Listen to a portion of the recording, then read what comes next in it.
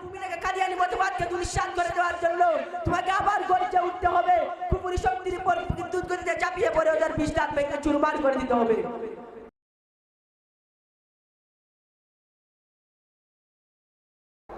الحمد لله رب العالمين والصلاة والسلام على خاتم النبيين. أما بعد فقد قال الله تعالى: ما كان محمد أبا أحد من رجالكم ولكن رسول الله وخاتم النبيين. وعن ثوبان رضي الله تعالى عنه أن رسول الله صلى الله عليه وسلم قال: سيكون في أمتي كذابون 30 كلهم يزعم أنه نبي وأنا خاتم النبيين لا نبي بعدي أو كما قال عليه الصلاة والسلام. আজকের প্রতিযোগিতা অনুষ্ঠানের সম্মানিত সভাপতি, সুবিজ্ঞ পরিচালক, দক্ষ বিচারক ও সুধী সমাজ, আমি আমার নির্ধারিত বিষয় খতম নবুয়ত ও কাদিয়ানী মতবাদ সম্পর্কে কিছু আলোচনা করব। আমা তৌফিকে ইল্লা বিল্লাহ। মুহতারাম হাজিরিন, আল্লাহ পাক রব্বুল আলামিন দুনিয়ার বুকে অনেক নবী রাসূল প্রেরণ করেছেন, যার সূচনা হয়েছিল আদম আলাইহিস সালাতু ওয়াস সালামকে দিয়ে, পরিসমাপ্তি করেছে মুহাম্মদ মুস্তাফা সাল্লাল্লাহু আলাইহি ওয়াসাল্লামকে দিয়ে। মুহাম্মদ সাল্লাল্লাহু আলাইহি ওয়াসাল্লামই সর্বশেষ নবী, তারপরে কোনো নবী নেই। দীর্ঘদিন যাবত মুসলমানদের আকীদা বিশ্বাস তাই ছিল, কিন্তু বর্তমানে খতম নবুয়ত সম্পর্কে কিছু মানুষের বাড়াবাড়ি ও কুফরি আকীদার কারণে তার জনসম্মুখে ঘোলাটে হয়ে গেছে। তাই আসল কুরআন সুন্নাহ ইসমার আলোকে খতম নবুয়তের বিষয়টিকে সুস্পষ্ট করে নেই।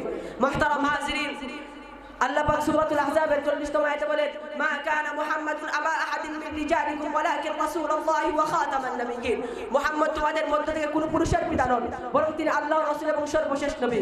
উক্ত আয়াতে আল্লাহ মুহাম্মদ সাল্লাল্লাহু আলাইহি ওয়াসাল্লামের সাথে খতম নবুয়তের গুণকে যুক্ত করে বিশ্ববাসীকে জানিয়ে দিয়েছেন মুহাম্মদ এই সর্বশেষ নবী, তারপরে কোনো নবী নেই। সূরা বাকারায় আল্লাহ বলেন: ওয়াল্লাযীনা ইউমিনুনা বিমা উনজিলা ইলাইকা ওয়া মা উনজিলা মিন ক্বাবলিক। যারা আপনার প্রতি যা নাযিল করা হয়েছে তার উপর ঈমান আনে এবং আপনার পূর্বে যা নাযিল করা হয়েছে তার উপর ঈমান আনে, তারাই মুত্তাকি। আয়াতের ব্যাখ্যা আল্লামা সাঈদ আহমদ পালানপুরী রাহিমাহুল্লাহু তাআলা তাফসীরে হিদায়াতুল কোরআনে উল্লেখ করেন, যদি নবীজি সাল্লাল্লাহু আলাইহি ওয়াসাল্লামের পর অন্য কোন নবী দুনিয়াতে আসতেন তাহলে আল্লাহ পাক ওয়া মা উনজিলা মিন বাদি করে উল্লেখ করতেন। তাই এই আয়াত খতম নবুয়তের প্রতি ইঙ্গিত বহন করে। মুহতারাম হাজিরিন, হাদিসের মধ্যে খতম নবুয়তের সুস্পষ্ট বর্ণনা পাওয়া যায়। যেমন তিরমিজি শরীফ আনাস ইবনে মালিক রাদিয়াল্লাহু তাআলা আনহু থেকে বর্ণিত, নবীজি বলেন: ইন্নার রিসালাতা ওয়ান নবুওয়াতা কাদ ইনকাতাত ফালা রাসূলা বাদি ওয়ালা নাবিয়্যা। রিসালাত এবং নবুয়তের দরজা বন্ধ হয়ে গেছে, সুতরাং আমার পর কোনো নবীও নেই, রাসূল নেই। সহিহ মুসলিমে সাওবান রাদিয়াল্লাহু তাআলা আনহু থেকে বর্ণিত, নবীজি বলেন: সায়াকুনু ফি উম্মতি কাযাবুনা 30 কুল্লুহুম ইয়াসউ আন্নাহু নাবিয়্যুন ওয়া আনা খাতামুন নাবিয়্যিন লা নাবিয়্যা বাদি। ওচিনি আমার উম্মতে এমন 30 জন মৃত্যুক দাজ্জালের আবির্ভাব করবে, যারা প্রত্যেকেই নিজে বলে নিজেকে নবী বলে দাবি করবে, অথচ আমি শেষ নবী, আমার পরে কোনো নবী নেই। প্রিয় সুধী, ইসমাইল আলোকে খতম নবুয়তের বিষয়টি সুস্পষ্ট হয়। তাই তো সাহাবায়ে কেরাম মুসাইলামাতুল কাজ্জাব ওয়া আসওয়াদ আলাসির বিরুদ্ধে জিহাদ ঘোষণা করেছিলেন। আল্লামা আলুসি রাহমাতুল্লাহি আলাইহি তাফসীরে রূহুল মানিতে উল্লেখ করেন, রাসূল সাল্লাল্লাহু আলাইহি ওয়াসাল্লামের সর্বশ্রেষ্ঠ নবী হওয়া কুরআনের সুস্পষ্ট বর্ণনা, হাদিসের সত্যায়ন এবং উম্মতের ইজমা দ্বারা প্রতিষ্ঠিত বিষয়। এর বিপরীত কেউ দাবি করলে তাকে কাফির বলে আখ্যায়িত করা হবে এবং ওই বিষয়ে হত্যায়িত করলে তাকে হত্যা করা হবে।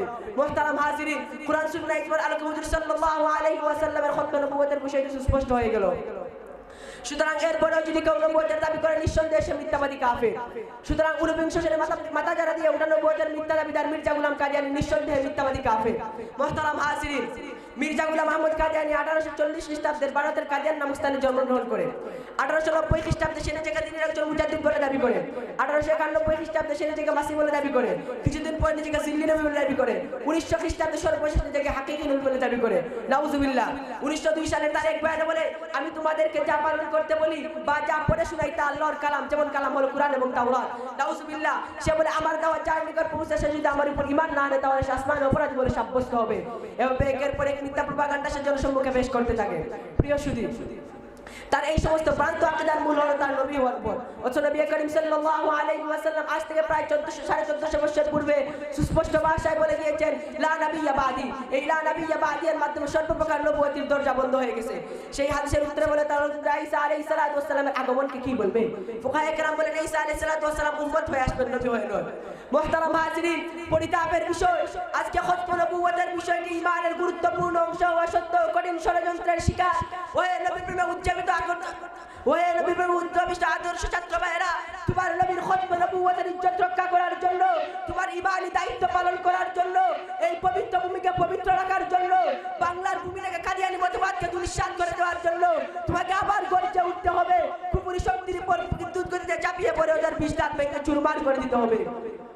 পরিষদের সহিহ করতে বলে দিতে চাই, হুজুর সাল্লাল্লাহু আলাইহি ওয়াসাল্লামের জন্য খতম নবুয়ত সাব্যস্ত হওয়ার পরেও যে মিথ্যাবাদী দাজ্জাল নবুয়তের দাবি করে, আমার নবীর খতম নবুয়তের ইজ্জতে আঘাত হানবে, বিশ্বের দ্বিধাবোধ করবে না। তাই তো আজ বিশ্বের প্রতিটি মুসলমানের মুখে একই বাণী, নবুয়তের মিথ্যা দাবিদার মির্জা গোলাম কাদিয়ানী কাফের। সুতরাং সংখ্যাগরিষ্ঠ মুসলমানের দেশ বাংলার পার্লামেন্টও যেন তাকে কাফির বলে আখ্যায়িত করা হয়। আল্লাহ তাআলা আমাদেরকে খতম নবুয়তের ভালোবাসা লালন করার তৌফিক দান করুন।